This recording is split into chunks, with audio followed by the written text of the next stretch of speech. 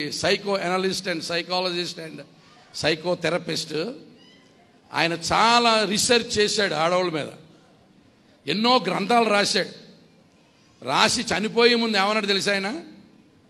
Oh what do these women want అంటే చచ్చిపోయాడు ఆయన. ఈ ఆడవాళ్ళకి ఏమిస్తే నవ్వుతారు సంతోషిస్తారో నాకు అర్థం అవ్వలేదు. What do these women want? ఆడవాళ్ళని అర్థం చేసుకోవడం చాలా కష్టం అట. ఒక ఆయన అన్నాడు, మగోళ్ళనైతే దేవుడు మట్టితో చేశాడు కానీ ఆడ మనిషిని అలా చేయలేదట. సృష్టిలో ఉన్న శక్తులన్నీ తీసి ఆడ మనిషిలో పెట్టాడటండి.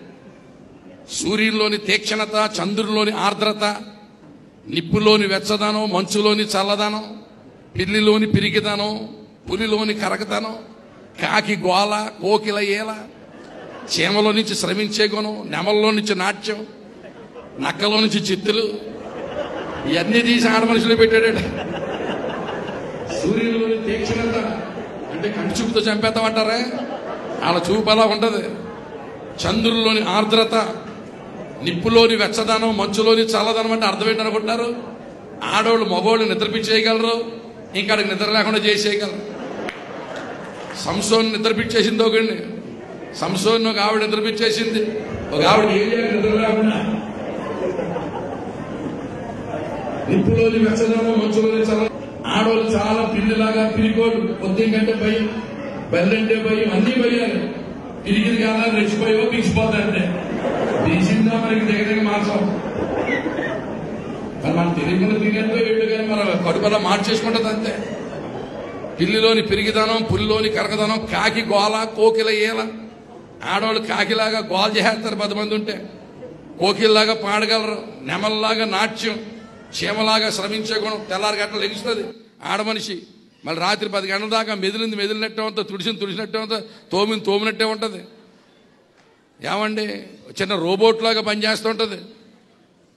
నెమల్లోని నాట్యం, చీమలోని శ్రమించే గుణం, నక్కలోని జిత్తులు. ఆడవాళ్ళు అబద్ధం ఆడారంటే నాగార్జున సిమెంట్తో గోడ కట్టినట్టేనట. మేము అబద్ధం ఆడితే తడికేనట, అడ్డంగా దొరికిపోతాం మేము. ఆడ మనిషి అబద్ధం ఆడితే ఇంకెవడో పట్టుకోలేడట. కనుక ఇంత తెలివిగలతో ఎలా కాపురం చేస్తావో ఆండ్రూసా నా కొడుక.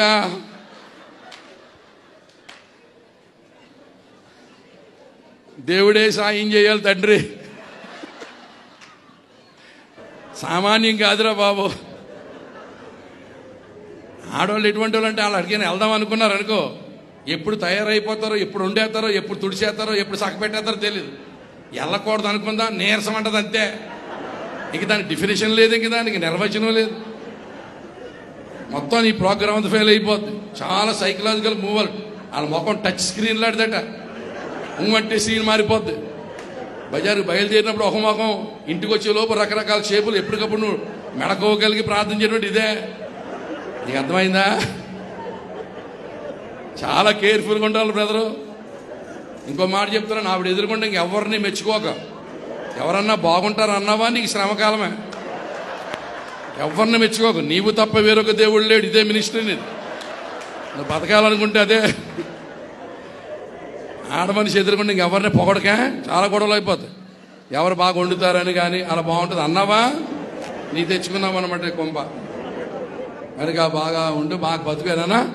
మన ఒక ఆయన ఓ పెళ్లి క్యాసెట్, మా అతను ఓ ఇంట్లో 7 చేస్తానంట.